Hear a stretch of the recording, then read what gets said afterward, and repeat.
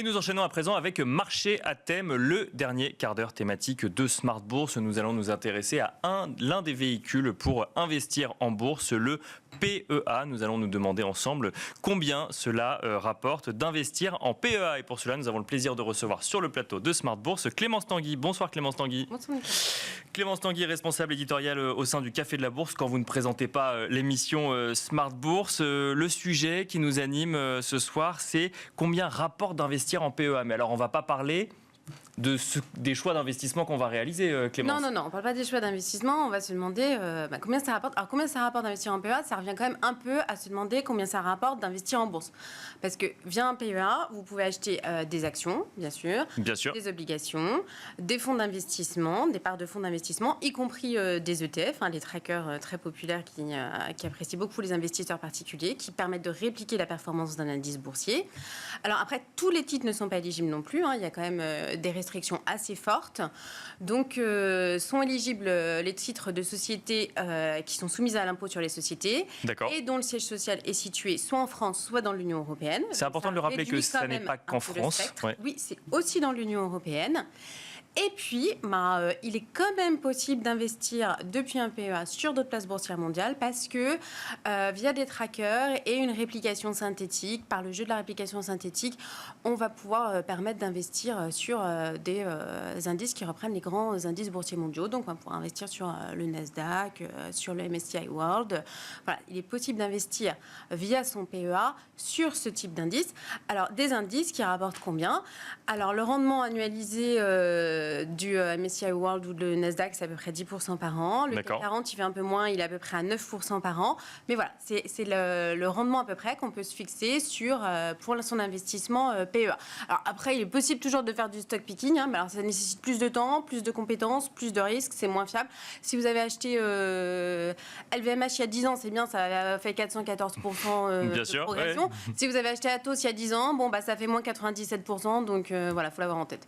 Donc indice ou action via du stock picking. Ce qu'on envisage moins, ce qu'on anticipe moins quand on fait des investissements en bourse ou via un PEA, c'est que on est taxé et il y a une taxation à prendre en compte quand on investit en bourse. Alors quand on investit en bourse, on est taxé. Alors c'est à la flat tax le plus souvent quand on fait de l'action au porteur, si on est en nominatif ou si on investit depuis un compte titre, ça va être la flat tax à 30%. Alors il est toujours possible d'opter pour le barème de l'impôt sur le revenu plus 17,2 de prélèvements sociaux si c'est plus avantageux pour vous. Mais généralement, c'est 30%. Alors, avec le PEA, et c'est là l'avantage majeur du PEA, c'est qu'au bout de 5 ans de détention du plan, il n'y a plus d'impôt sur les plus-values. D'accord. Fini, zéro.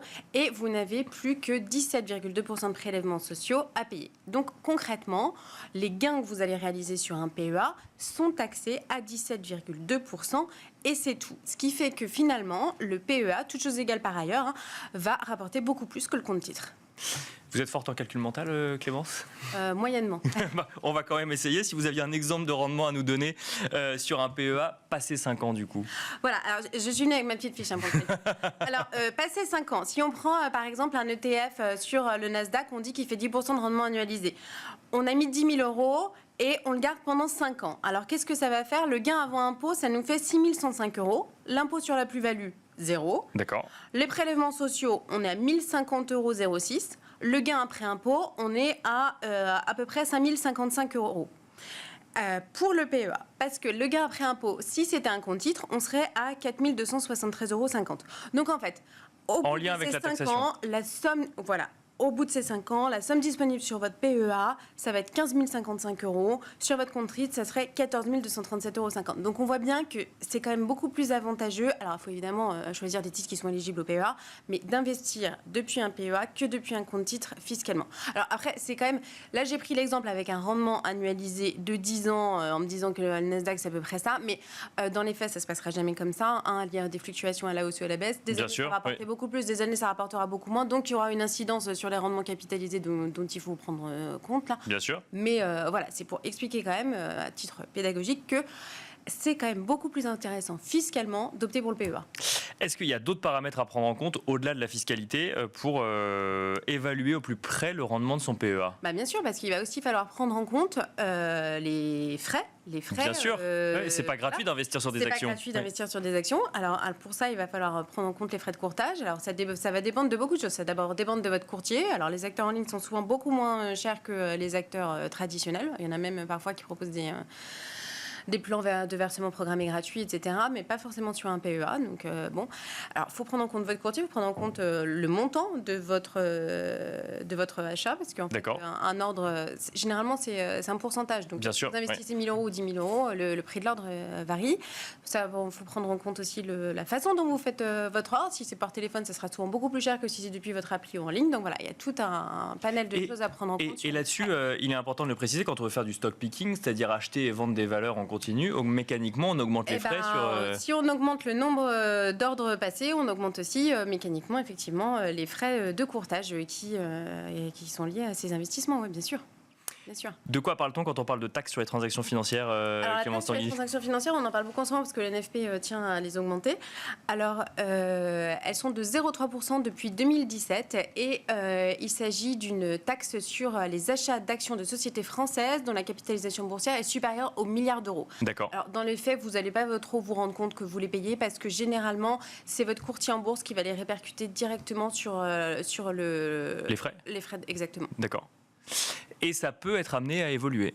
Ça peut être amené à évoluer, exactement. Le nouveau Front populaire a précisé qu'il aimerait un durcissement de la taxe sur les transactions financières. Il a aussi émis l'hypothèse de supprimer la flat tax. Il y aurait plus seulement donc que le barème de l'impôt sur le revenu plus les prélèvements sociaux. Et comme la CSG pourrait aussi bouger avec le nouveau Front populaire et devenir progressive, les prélèvements sociaux seraient aussi amenés à bouger, évidemment. Ça veut dire que ça pourrait coûter plus cher d'investir. Alors j'en parle au conditionnel parce qu'on n'en sait rien, bien sûr. On n'en sait rien. Il faut que le nouveau Front populaire passe et qu'ensuite il applique son programme. Donc c'est pas fait. Mais la progressivité, non, ça peut vouloir dire, on peut s'imaginer que les prélèvements sociaux seraient moins élevés pour les ménages les plus modestes et qu'ils seraient au contraire plus élevés pour les personnes les plus aisées. Si je reviens sur le PEA, alors on a effectivement comparé PEA et compte titre. Est-ce qu'il faut forcément choisir entre l'un ou l'autre ? Alors non, il faut absolument avoir un PEA pour les avantages fiscaux, ça c'est sûr. D'accord. Et après, est-ce qu'un compte titre c'est nécessaire ? Si on est un investisseur, bon père de famille dans une optique buy and hold, pas forcément. En revanche, si on est un investisseur plus expérimenté, plus actif, qu'on tient à avoir un peu plus de latitude pour son stock picking de titres vifs, ou qu'on est très intéressé par certains marchés hors UE, là, effectivement, il est intéressant de passer au compte titre. Ce sera également intéressant, éventuellement, pour avoir des produits dérivés dans une stratégie de hedging et couvrir son portefeuille avec des produits qu'on ne peut pas utiliser forcément sur un PEA. Quand on veut finalement s'exposer à l'intégralité du marché, on passe par le compte titre. C'est moins intéressant fiscalement, rappelons-le. Mais le compte titre... tous les titres sont éligibles au compte titre. Vous êtes seulement contraint par l'offre de votre courtier et c'est tout. L'assurance vie, dans tout ça, par rapport à un compte titre ou un PEA, c'est un investissement via des fonds. On ne peut pas du tout faire la même stratégie. Oui, alors on parle aussi souvent évidemment de l'assurance vie via les supports d'unités de compte. Il y a le PER aussi. Alors évidemment, là, c'est pas pareil parce que le bloqué. Là, c'est bloqué. Oui, bien sûr. Oui. Voilà.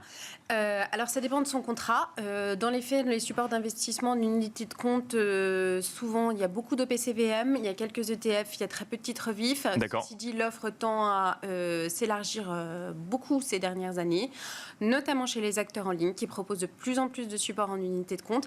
C'est aussi intéressant l'assurance vie parce qu'on n'est pas limité à la bourse et que vous allez pouvoir aussi vous positionner sur le marché immobilier autrement que via des foncières cotées. Vous allez avoir les SCI, les SCPI et les EPCI. Bien sûr. Et ça, évidemment, c'est pas possible depuis un compte titre ou un PEA. On peut même investir dans les entreprises directement via des fonds de private equity ou autres. Donc tout ça, effectivement, peut vivre ensemble. Donc investir investir en PEA, combien ça rapporte, ça dépend de la stratégie évidemment, mais en tout cas, la taxation est avantageuse, si je comprends bien.